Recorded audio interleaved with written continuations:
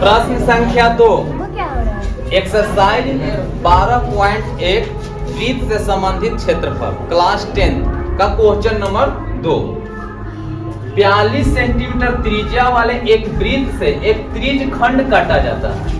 तो पहले त्रिज खंड जानेंगे क्या होता है त्रिज खंड, जो कि त्रिज खंड के बारे में पिछले वीडियो में बता दिया गया है पूरी तरह से, जिसमें इसमें भी अभी देख सकते हैं त्रिज खंड किसे कहते हैं। तो वृत्त के दो त्रिज्याओं से घिरे क्षेत्र और उनके संगत चाप के द्वारा जो बनता है आकृति उसे त्रिज्यखंड कहते हैं। दो त्रिज्या और उनके संगत चाप से घिरे क्षेत्र को त्रिज्यखंड कहते हैं, जिसमें दो त्रिज्याएं हो गए OA तथा OB और चाप हो गए ये AB। इसके द्वारा जो घिरा क्षेत्र है उसे कहते हैं त्रिज्यखंड। कोई दिक्कत?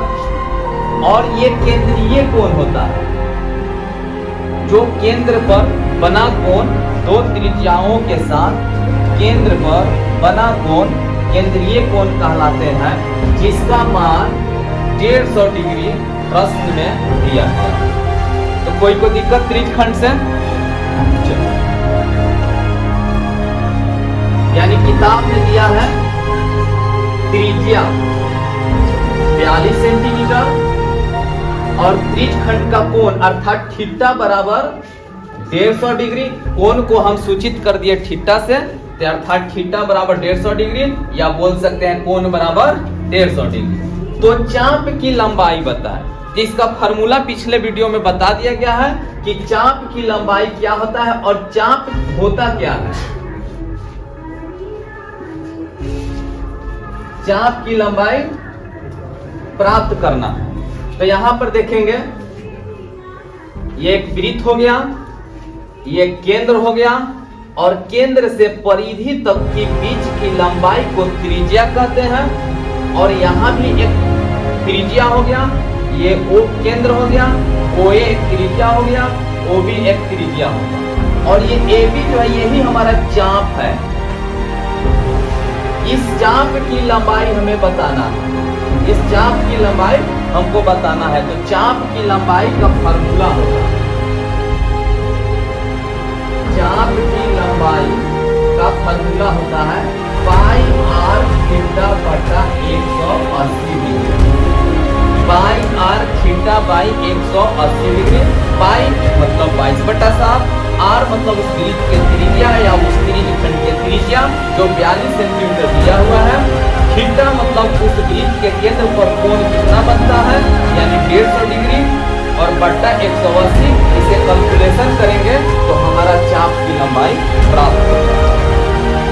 तो चल पाई के यहाँ पर 22/7 करेंगे तो नीचे आ जाएगा r का मान 42 सेंटीमीटर हो जाएगा, थीटा का मान 150 डिग्री हो जाएगा। अब नीचा पहले से 180 है, 180 अब दोनों के बीच गुना करते हैं।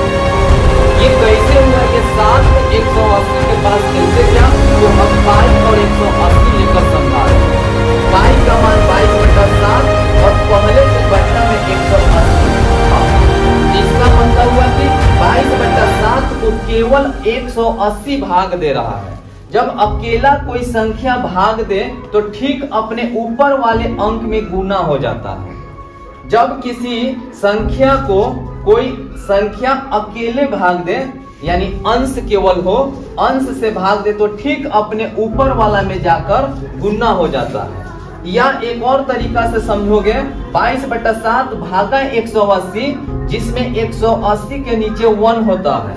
तो ये पहला गुने चौथा और दूसरा गुने तीसरा करोगे तो 22 गुने 1 अब भागा 7 गुने 180 जो यहाँ पे प्राप्त हुआ, सेम वो यहाँ पे लिखा गया। कोई दिक्कत? पूछना है ये कैसे हुआ? तो चलो अब यहाँ से हम कैलकुलेशन करेंगे, हल करेंगे। जो कटने वाला होगा काटेंगे, जो नहीं कटेगा उसे गुना कर लिख दिया जाएगा।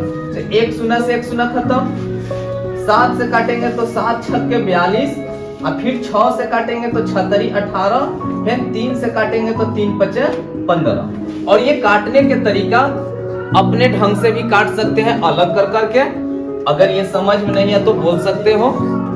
समझ में आ गया? तो चलो अब क्या क्या बचा? 22 बचा। नीचे क्या कोई अंक बचा है? चलो ऊपर 22 बचा और क्या बचा?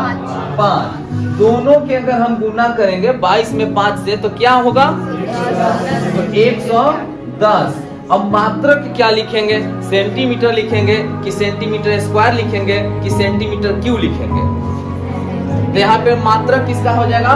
सेंटीमीटर, क्योंकि लंबाई बताना है, यानी चाप की लंबाई बताना है। तो किसी की लंबाई बताना होता है तो मात्रक सेंटीमीटर लिखेंगे, मीटर में होगा तो मीटर लिखेंगे, किलोमीटर में होगा तो किलोमीटर लिखेंगे। लेकिन क्षेत्रफल का मात्रक लिखना होगा तो उसका सेंटीमीटर स्क्वायर होगा, मीटर में होगा तो मीटर स्क्वायर होगा, किलोमीटर में होगा तो किलोमीटर स्क्वायर होगा, डेसीमीटर होगा तो डेसीमीटर स्क्वायर होगा, मिलीमीटर होगा तो मिलीमीटर स्क्वायर होगा। जो मात्रक होगा उसका वर्ग हो जाएगा। इसलिए 110 सेंटीमीटर चाप की लंबाई होगी। और ये दूसरा क्वेश्चन समाप्त।